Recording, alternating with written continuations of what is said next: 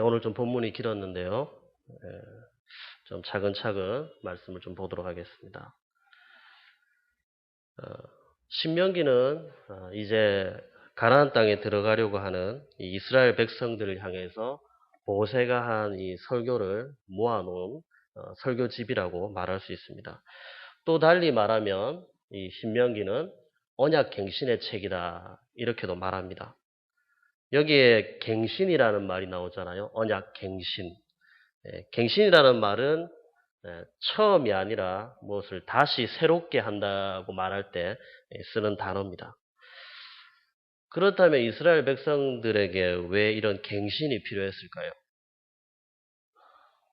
이걸 알기 위해서는 출애굽 이후 이스라엘의 역사를 조금 잠깐 살펴볼 필요가 있습니다. 이스라엘 백성들이 애굽을 나와서 홍해를 건너잖아요.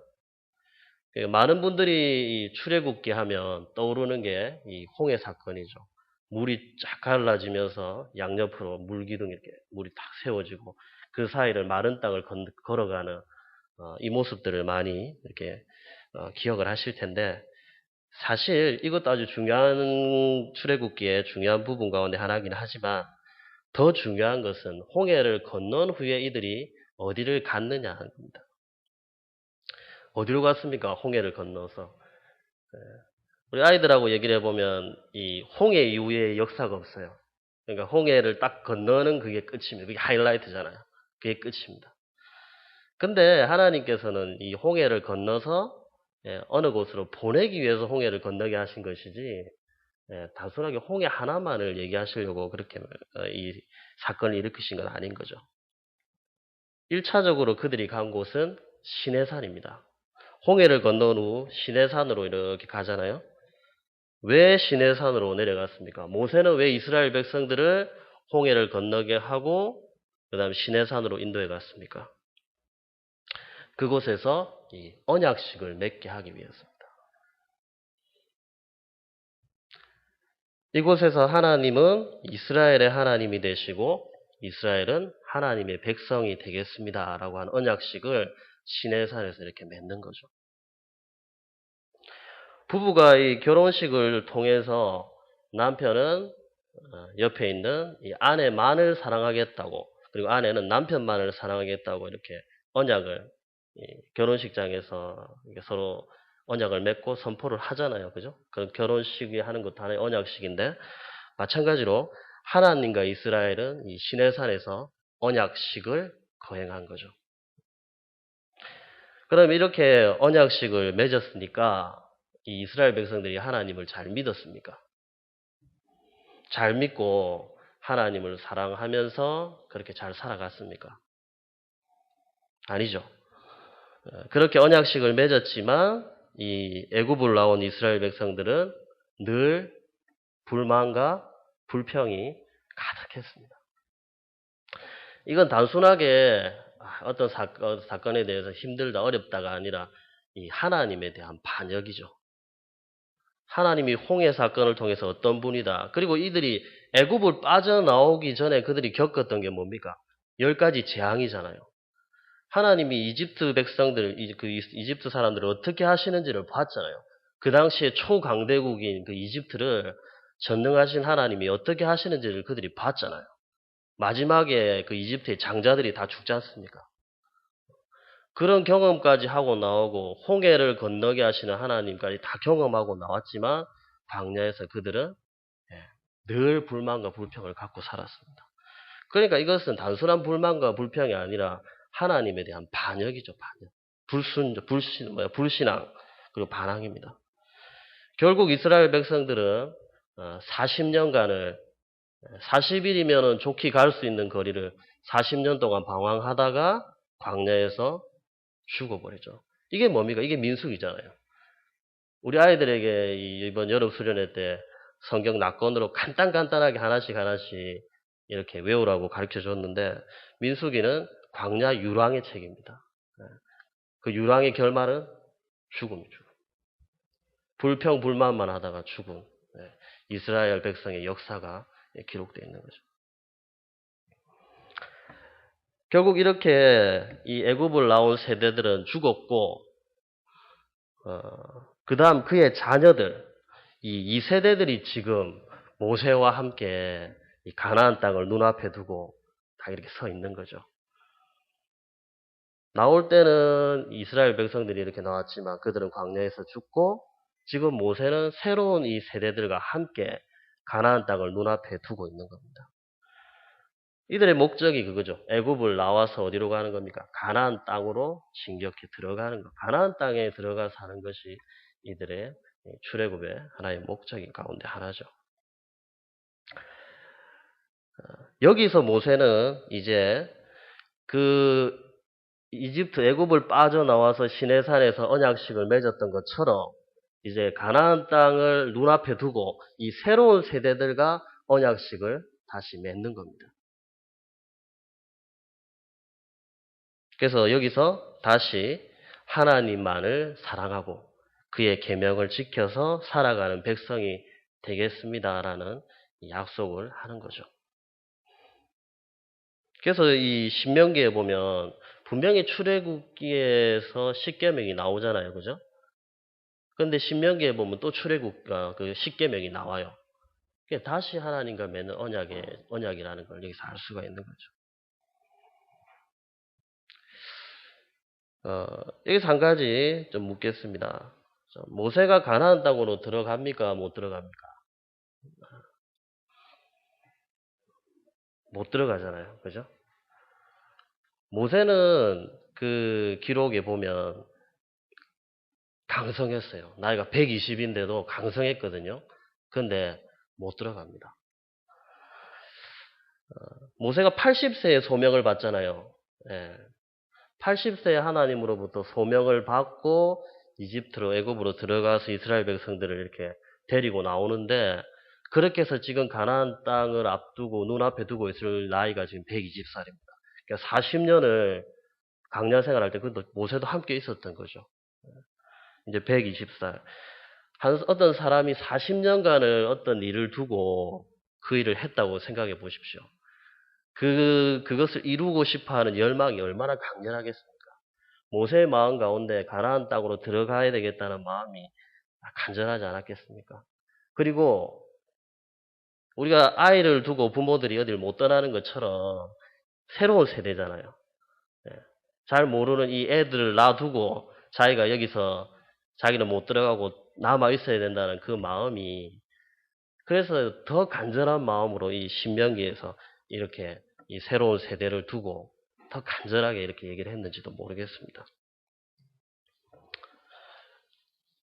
걱정이 많이 됐겠죠. 이들만을 들여보내야 된다는 그 마음이.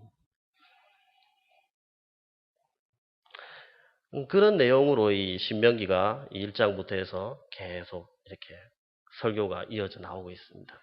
그 이스라엘의 과거의 역사를 되짚어주면서 너희 부모 세대가 했던 것처럼 너희들은 하지 말라. 네, 그런 얘기들이 이렇게 쭉 이어져 나오죠. 그러면서 이제 6장으로 오게 됩니다.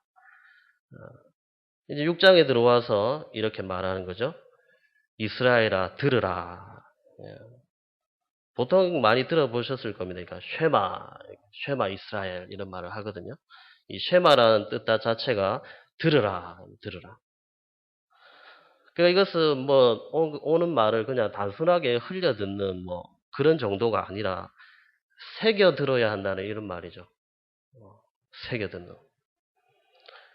우리 하나님 여호와는 오직 유일한 여호와이시니 이렇게 시작하면서 너는 마음을 다하고 뜻을 다하고 힘을 다하여 내 하나님 여호와를 사랑하라. 그러니까 하나님을 섬길 때 마음을 다하고 뜻을 다하고 힘을 다해서 하나님을 사랑하라. 이렇게 말하는 겁니다. 그러니까 이것이 그냥 그렇구나. 그렇게 사랑하는구나. 이 정도로 그렇게 알아라. 뭐 사랑해도 되고 안 해도 되는 게 아닌 거죠. 이건 어떻게 보면 무장하라라는 의미가 있습니다. 말씀으로. 이 말씀으로 무장을 하라. 어느 정도로 무장해야 한다고 합니까? 마음에 새기고 그 다음에 자녀에게 부지런히 가르치고 그리고 어디서든지 말씀을 강론하고 손목과 미간에 붙이고 집 문설주와 바깥문에 기록하라 이렇게 말합니다. 요즘도 이스라엘 사람들 보면은 그렇잖아요. 여기 이마에 보면 네모난 이렇게 상자 같은 거 탁 이렇게 띠를 둘러가지고 메고 있거든요. 손목에도 보면 함 같은 게 이렇게 있습니다. 그 안에 이제 말씀 구절이 이렇게 들어가 있는 거죠. 성경 말씀 구절이. 실제로 여기 나와 있는 말씀을 문자적으로 이해를 해서 이렇게 실제로 하고 있습니다. 그러니까 말하자면 우리가 그렇게 하진 않지만 좀 정말 단단하게 무장하는 것 같은 그런 느낌이죠. 뭘 무장까지 하면서 이렇게 해야 하나라고 생각할 수도 있을지 모르겠지만 지금 이 모세가 이 새로운 세대에게 이렇게 말을 하는 것은 새로운 세대는 당장 가나안 땅에 들어가면 뭐가 기다리고 있습니까? 어서 오라고 준비됐으니까 들어와서 쉬어라고 하는 땅이 아니잖아요. 모세는 여기 남겨두고 이제 여호수아가 그 바톤을 이어서 이 세대를 데리고 다시 가나안 땅으로 들어가는데 들어가면 바로 전쟁입니다. 그러니까 이들을 향해서 그냥 말할 수 없는 거죠. 전쟁이 기다리고 있는데 우리 내일 당장에 이 밖에서 전쟁이 일어난다고 하면 우리가 여기서 이렇게 예배를 수월하게 드릴 수 없잖아요. 그리고 전하는 저희 입장도 어떻겠습니까? 다르겠죠. 가나안 땅은 들어가서 전쟁을 치러내야 하는 겁니다. 그래서 그 전쟁에서 승리를 해야 얻을 수 있는 땅입니다. 그래서 전쟁을 치르려면 뭐가 필요합니까? 투구도 필요하고 갑옷도 필요하고 여러 가지 칼 이런 것도 준비해야 되겠는데 근데 모세는 여기서 하나님은 뭐라고 말합니까? 말씀으로 오늘 읽었던 이 말씀으로 무장하라고 하는 거죠. 이 성경에 기록된 이스라엘의 전쟁을 보면 이스라엘이 실력이 좋아서 이긴 전쟁이 있었습니까? 없었죠. 이스라엘이 실력이 있어서 이긴 적은 없습니다. 많은 군사를 거느리고 전쟁을 치르면 교만해가지고 하나님 앞에 교만해서 패하죠, 보통. 그런데 적은 수라고 할지라도 하나님께 순종하며 나가면 그 전쟁은 승리합니다. 이것이 성경이 우리에게 보여주고 있는 이스라엘 전쟁사잖아요. 거인 장수 골리앗이 소년 다윗에게 무너지는 게 상상이 됩니까? 상식적으로 이해가 안 되는 말이죠. 그러나 하나님의 전쟁은 늘 그랬습니다. 늘 그렇게 역사가 이루어져 왔습니다. 전능하시고 신실하신 하나님을 신뢰하면 전쟁에서 승리하는 것이고 신뢰하지 못하면 아무리 많은 대군을 가지고 있어도 실패하는 거죠. 오늘 말씀은 단순하게 지금 들어가서 치러내는 전쟁 부분을 얘기한다기보다는 들어가서 전쟁을 승리하고 난 이후에 그 삶, 그들이 또다시 치러내야 될 전쟁이 있다는 것을 우리에게 가르쳐 주는 겁니다. 정착하는 거죠. 전쟁에 승리해서 땅을 분배받고 난 이후에 그때부터 본격적인 전쟁이 시작된다는 것을 염두에 두고 하는 말입니다. 실제로 이 신명기에 예언했던 내용들이 이스라엘 역사에서 그대로 이루어지잖아요.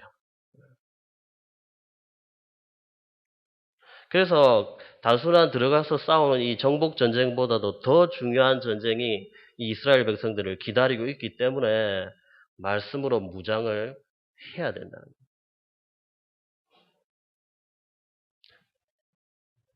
오늘 본문을 조금 더 살펴보면 10절부터는 이렇게 나옵니다. 왜 이렇게 단단히 무장하지 않으면 안 되는지에 대해서 잘 가르쳐주고 있습니다. 아까 앞에서 말씀드린 것처럼 이스라엘 백성들이 들어갈 가나안 땅은 절대 호락호락하거나 만만한 땅이 아닙니다. 가나안 땅은 신체적으로도 건장한 사람들이고 이스라엘 백성들과 사실은 우리 말하면 잽이 안 되는 사람들이죠. 그렇게 만만한 땅이 아닙니다. 그런데 이곳에 들어가서 더 큰 문제는 이 자신들이 구별된 하나님 백성이라는 정체성을 잊어버리고 가나안 땅의 사람들의 삶의 방식을 동경하고 동화될 수 있다는 거죠. 그것을 이제 걱정하는 거죠. 그럼 언제 정체성을 잃어버리고 이들이 동화될 수 있을까요? 12절에 보시면 너는 조심하여 이렇게 나와 있는데 바로 그 앞절에 보시면 이렇게 나오죠. 10절부터 쭉 보시면 11절 끝에 이렇게 나옵니다. 내게 배불리 먹게 하실 때에 12절 그래서 너는 조심하여 이렇게 나오잖아요. 10절부터 아름다운 성읍을 얻고 아름다운 물건이 가득한 집을 얻고 쭉 하면서 내게 배불리 먹게 하실 때에 그때 하나님의 백성이라는 정체성을 잊어버리게 될 수 있다는 거죠. 이게 뭡니까? 가나안에 동화되는 거죠. 배부를 때입니다. 배부를 때. 잘 살 때. 이렇게 배가 부르면 어떻게 됩니까? 애굽 땅 종되었던 집에서 인도하여 내신 여호와를 잊는다. 12절에 그죠?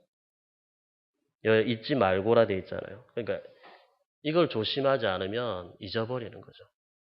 이스라엘 백성들이 어떤 존재였는지에 대해서 잊어버리는 거죠.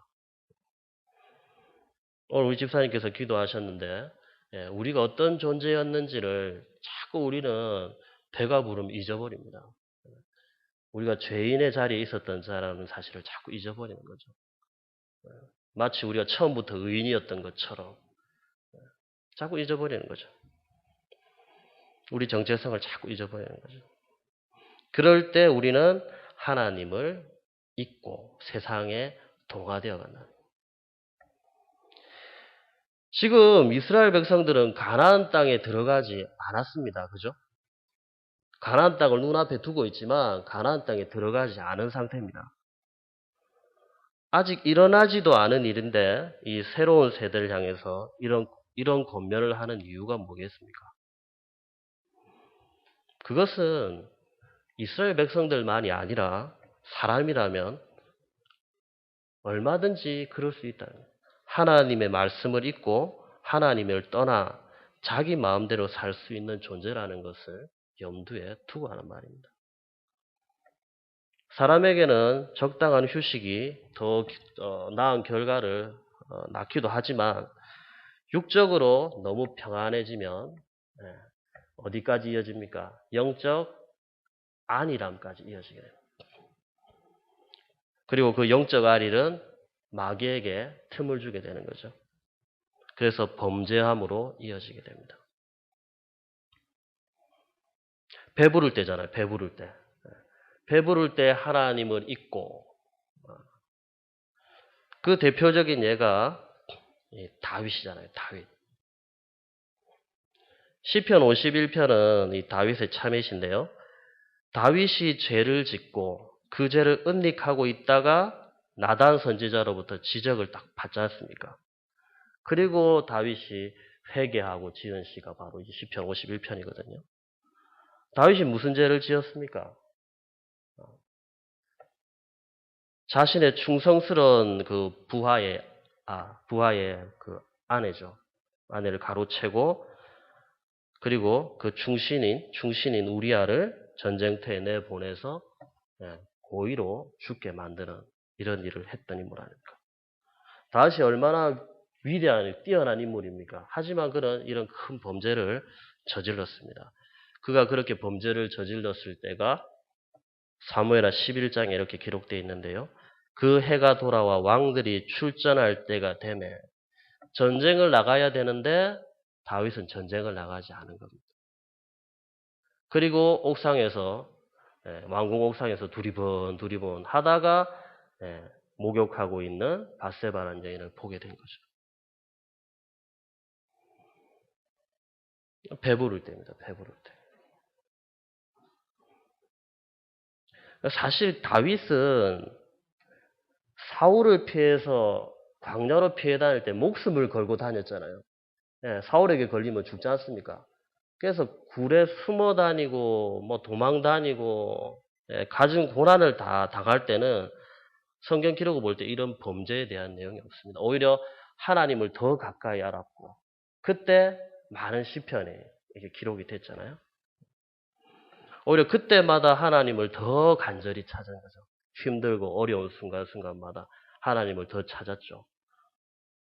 그러나 이제 그 힘든 시절을 다 겪어내고 왕이 되고 나니까 좀 평안해지고 그때 시험이 탁 찾아오는 거예요. 그리고 그는 하나님 앞에 범죄하게 됐죠. 이 다윗만 그런 것이 아닙니다. 그의 아들은 어떻습니까? 솔로몬도 마찬가지죠. 솔로몬도 처음에는 얼마나 하나님 앞에 바로 서려고 했던 인물입니까? 그러나 왕국이 넓어지죠. 다윗보다 훨씬 더 넓은 왕국을 이렇게 형성했습니다. 넓어지고 그의 뛰어난 지혜가 세상에 소문이 나자 이방의 여인이 찾아올 정도, 여왕이 찾아올 정도로 그런 정도가 되었고 그 이후 많은 이방 여인들을 가까이 하면서 뭐가 따라 들어옵니까? 우상이 함께 따라 들어오잖아요. 우상 숭배로 빠지게 되고 결국 이 일로 하나님이 진노하시고 남쪽과 북쪽 이스라엘이 이렇게 갈라지게 되잖아요. 그러니까 남북이 분열되게 되는 그 원인을 제공한 사람이 바로 솔로몬입니다. 그 뛰어났던 솔로몬도 나라를 분열하게 만드는 원인을 제공한 사람. 다윗 솔로몬만 그렇겠습니까? 사람은 별 수 없습니다. 사람은 육적으로 너무 평안하면 영적 안일함에도 빠지게 됩니다. 영적 안일함에 빠지면 유혹에 넘어가고 마귀의 시험에 걸려서 넘어지게 되는 거죠. 그래서 우리는 그리스도인들은 배 부를 때 절대 긴장을 늦춰서는 안 되는 거죠. 항상 우리가 하나님 만나기 전까지는 늘 영적 긴장감을 유지하면서 살아가야 돼요. 이 땅이 완전한 곳이 아니잖아요. 그래서 일부러라도 조금 더 영적 긴장감을 가지고 살아가려고 애쓸 필요가 있습니다. 그렇지 않을 때 이런 상태가 만들어지고 이런 환경이 조성이 되면 걸려 넘어질 수 있는 소지가 우리는 항상 많이 있는 거죠. 그 틈을 또 누가요? 마귀가 또 노리고, 그죠? 죽음을 각오하고 사역하시는 우리 선교지의 선교사님들은 실제로 육적으로 많이 피곤합니다. 물론 영적으로도 힘든 일도 있으시지만 육적으로 피곤하고 마음고생이 심해도 항상 영적 긴장감이 있잖아요. 들키면 죽지 않습니까? 북한 같은 데서 선교하시는 분들 걸리면 추방당하거나 들키면 죽잖아요. 그러니까 항상 긴장감이 있는 거죠. 그러니까 다윗이 마치 사울을 피해서 굴에 숨어 있고 항상 그럴 때 긴장감을 가지고 살아가지 않습니까? 그럴 때는 하나님 앞에 범죄함이 적죠. 좁죠. 그러나 그렇지 못할 때, 평안할 때는 오히려 훨씬 더 범죄할 수 있는 소지가 큽니다. 예수 믿어도 핍박받지 않고 또 물질적으로도 더 풍요로워진다면 그때가 내가 시험에 빠질 수 있는 아주 절호의 기회라는 사실을 기억하시고 더 긴장하셔야 돼요. 영적 긴장감을 가지셔야 돼요. 마귀는 이 틈을 절대 놓치지 않습니다. 예수님도 시험한 게 마귀입니다. 절대 잊지 마십시오. 예수님이 뭘 가지고 마귀를 이기셨습니까? 말씀으로 이기시잖아요. 아시는 내용이니까 굳이 말씀드리지는 않겠습니다. 무슨 말씀으로 이기십니까? 예수님이 3번 이렇게 말씀하시잖아요. 돌을 떡이 되게 하라는 거에 대해서도 예수님이 말씀하시고, 그죠? 그 말씀이 3군데가 다 이 신명기에 나오는 말씀입니다. 예수님은 철저하게 말씀으로 무장이 되어 있으신 분이셨어요.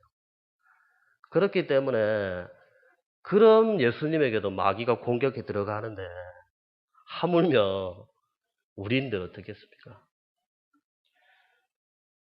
그 마귀가 시험했던 데 대해서 예수님이 제가 세 군데 말씀하셨다 했잖아요. 그 중에 두 개가 이 오늘 읽었던 6장 여기에 기록이 되어 있습니다. 16절에 너희가 마사에서 시험한 것 같이 너희의 하나님 여호와를 시험하지 말고 하나님을 시험하지 말라 이렇게 하시죠.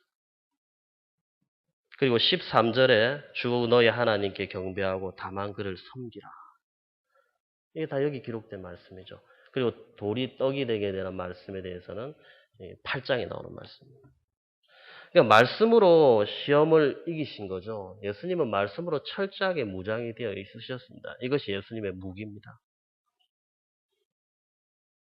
그렇다면 우리도 어떻게 되겠습니까? 지금 우리는 어떤 면에서 많이 기본적으로 배부른 상태에서 신앙생활을 하는 겁니다. 솔직히 말씀드리자면 우리는 기본적으로 좀 배부른 상태에서 신앙생활을 하는 거죠. 그렇지 않습니까? 그렇기 때문에 의식적으로 긴장하려고 해야 되는 거죠. 의식적으로라도. 그렇지 않으면 쉽게 시험에 걸려 넘어질 수 있습니다.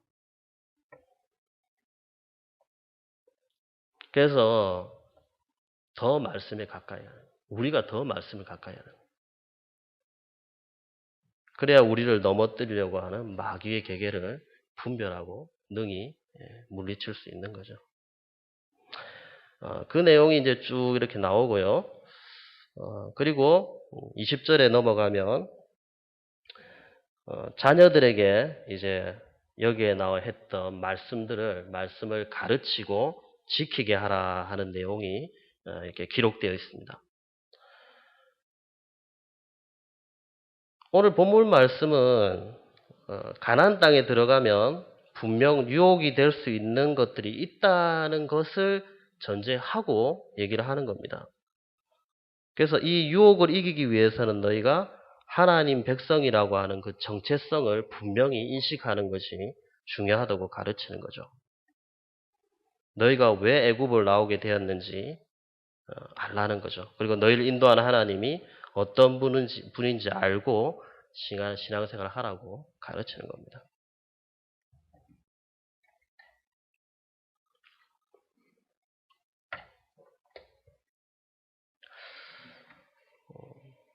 영적 이스라엘인 우리에게도 동일하겠죠. 우리는 하나님의 도움까지 받아가면서 세상에서 잘 순응하고 살아가라고 하나님께서 우리를 불러주신 자들이 아닙니다. 하나님의 백성은 세상 사람과 다르게 살라고 구별하여서 따로 불러낸 자들인 거죠. 이게 중요합니다. 따로 불러내어졌다. 따로 부름받은 자들인 거예요.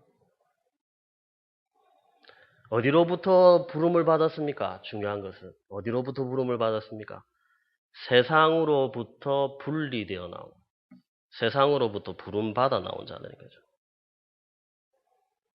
그렇기 때문에 우리가 다시 이 세상으로 돌아가려고 하거나 세상을 동경하거나 하는 것은 이 광야에서 40년 동안 방황하면서 헤맸던 이스라엘 백성들과 다를 바가 없는 거죠.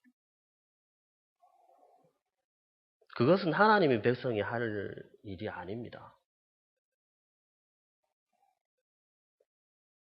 내가 세상으로부터 분리되어 나왔기 때문에 나는 엄연히 다르다라는 사실을 인식하며 살아가야 되는 거죠.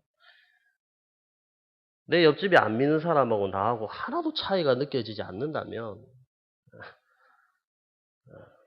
이 부름받은 것에 대한 이 정체성에 다시 한번 의심을 가져봐야 돼요. 그리고 본인도 이렇게 따로 부름받아 세워졌다는 사실을 인식할 뿐만 아니라 그리고 나의 자녀도 그렇게 살도록 가르쳐야 되는 거예요. 나만 그렇게 사는 것이 아니라 자녀는 내팽개치고 나만 그렇게 사는 것이 아니라 나의 자녀도 그렇게 살 수 있도록 가르쳐야 되는 거죠. 집에서 성경 한 절 안 보는데 우리 자녀들은 어떻게 성경을 보라고 가르치겠습니까?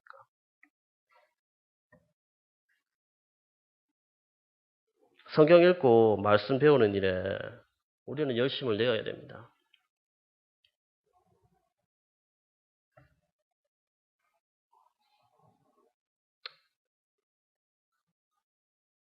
성경 교육은 제가 이 자리에 오면 늘 말씀드리지만 1차적으로 가정입니다. 가정. 우리 중고등부만 해도 교회에서 애들에게 신앙적으로 지도할 수 있는 시간은 많아야 2시간입니다. 일주일에 2시간. 그리고 아이들이 학교에서 보내고 학원에서 보내는 시간이 얼마나 많은 줄 아십니까? 자녀들하고 대화해 보십니까? 많은 대화를 나눠 보십니까?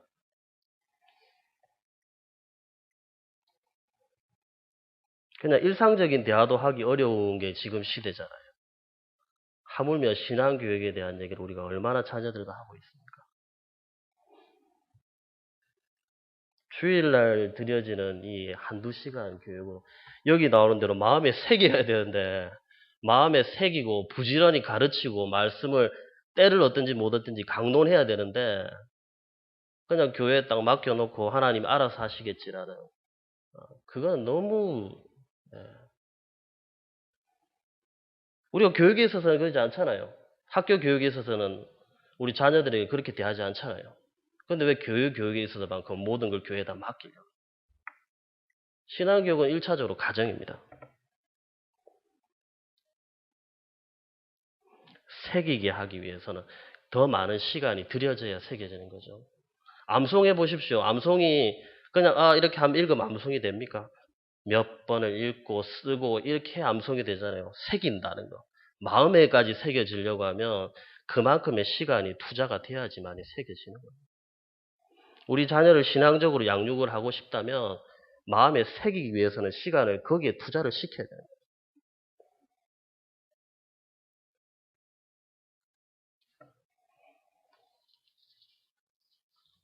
우리 자녀들이 그냥 세상에서 더 잘 살게 만드는 것은 우리가 부름받아서 나왔다는 것에 대한 인식을 잊어버린 겁니다. 세상에 다시 동화하라고 우리 자녀를 떠미는 거하고 똑같은 거죠. 부름받아 나왔다면 부름받은 백성으로서 잘 살아갈 수 있도록 가르치는 게 신앙인 부모의 1차적인 목표입니다. 목표. 그 다음에 공부와 그 이후죠. 저는 아이들을 대하면서 한 가지 크게 깨달은 게 있습니다. 우리 부모님들이 자녀에게 이중성을 길러주고 있다는 거죠. 분명 우리 부모님들이 신앙으로 자라가라고 말하지 않지는 않습니다. 신앙인으로 잘 살아갈 것을 말합니다. 그러면서 동시에 세상에서도 잘 살아라고 말합니다. 이것은 두 가지가 다 같이 성공할 수 있는 게 아니에요.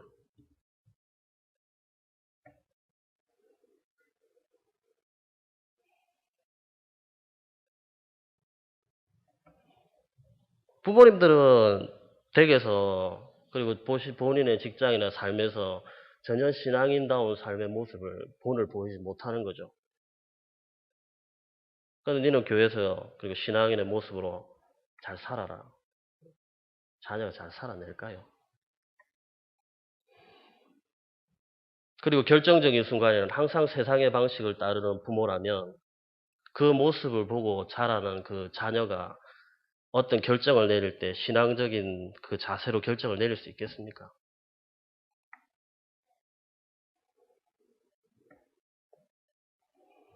우리는 이런 삶을 살지 말라고 그리고 그렇게 살아서는 안 된다는 것을 가르쳐 주기 위해서 부름을 받은 자들입니다.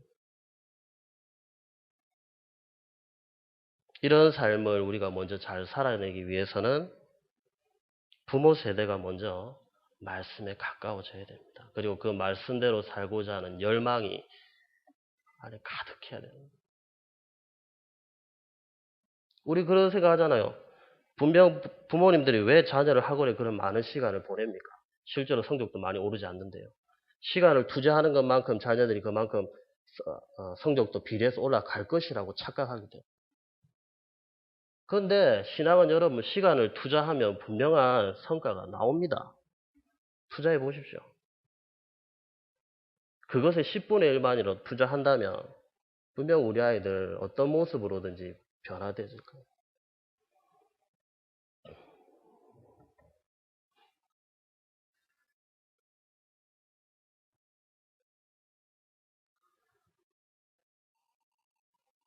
우리 자녀들이 교회를 가지 않는데도 그것에 대해서 아무런 거리낌을 우리 부모님이 갖지 않는다면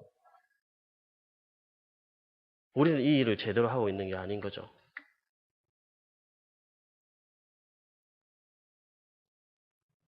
기도하고 그렇게 악을 쓰고 가지 않으려고 하는 자녀를 뭐 무슨 수로 하겠습니까만은 그래도 권면하고 어떻게 해서라도 주일 성수를 지키게 하려고 애쓰고 이런 게 필요하지 않겠습니까?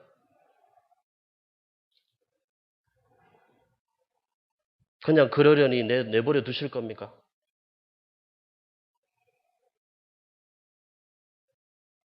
우리는 나만 신앙생활을 잘하는 사람으로 부름받지 않았습니다. 우리가 부모가 되었다는 것은 자녀 또한 신앙인으로 길러야 될 책임을 맡았다는 거죠.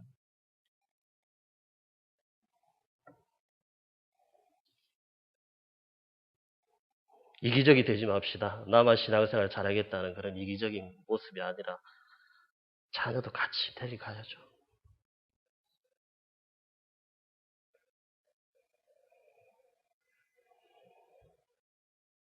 부모님이 그렇게 아이를 잘 신앙적으로 양육해서 키우면 하나님이 얼마나 기뻐하시겠어요. 아까 말했지 않습니까? 모든 전쟁이 어디에 달려 있습니까? 하나님 손 안에서 달려. 우리 자녀가 성공하고 실패하는 거요. 아닙니다. 제가 수련회에서 아이들에게 꼭 하는 게 있습니다. 아이템이라고 하는 게 있습니다. 아이템. 수련회 가면 아이들에게 꼭 이걸 제가 하거든요. 아이템 안에 보면은 뭐 여러 가지 뭐 지시 사항들이 막 그 안에 적혀 있는데 이번에는 우리가 성경을 주제로 해서 막 가르쳤는데 시험도 치고 그럽니다. 그래서 그 맞추면은 남들보다 조금 더 빨리 갈 수도 있고 이렇죠. 진행해서 뭐 시사 뭐 1등을 하기 위해서 더 빨리 갈 수도 있는데 근데 아이템이라고 하는 것을 자기가 뽑아요. 그 여러 개, 10개 가운데서 있으면 하나를 딱 뽑으면 그 아이템 안에는 뒤로 가시오. 실력이 아무리 좋아도 뒤로 가시오. 그러면 뒤로 밀려나는 거죠. 근데 그 문제를 못 맞추더라도 북한 앞으로 가시오 하면 앞으로 갈 수 있는 거죠.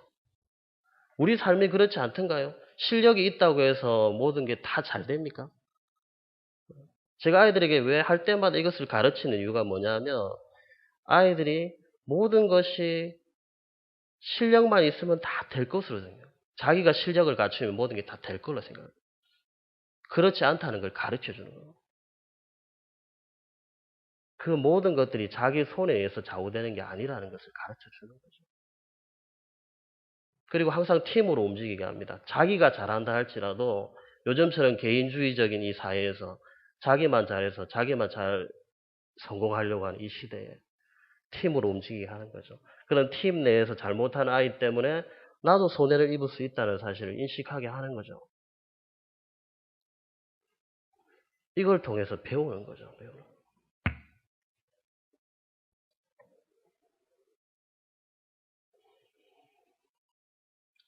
자녀는 하나님 손에 맡겨지면 하나님이 그 자녀를 키워주시는 거예요. 그런 선교단체에 뭐 그런 말들이 있습니다. 우리가 하나님이라 하면 하나님이 그 나머지를 다 책임지시는 성경에 나오는 말씀 아닙니까? 먼저 그의 나라와 그의 의를 구하라. 그리하면 그 모든 것을 너에게 더하시리라. 자녀를 위해서 너무 많이 그렇게 애쓰고 막 닥달하지 않으셔도 우리가 하나님을 향해서 바르게 하고 신앙적으로 자녀를 양육하면 하나님이 자녀를 키워주십니다. 그리고 생각지 못했던 하나님의 방법으로 자녀를 성공시켜 주십니다.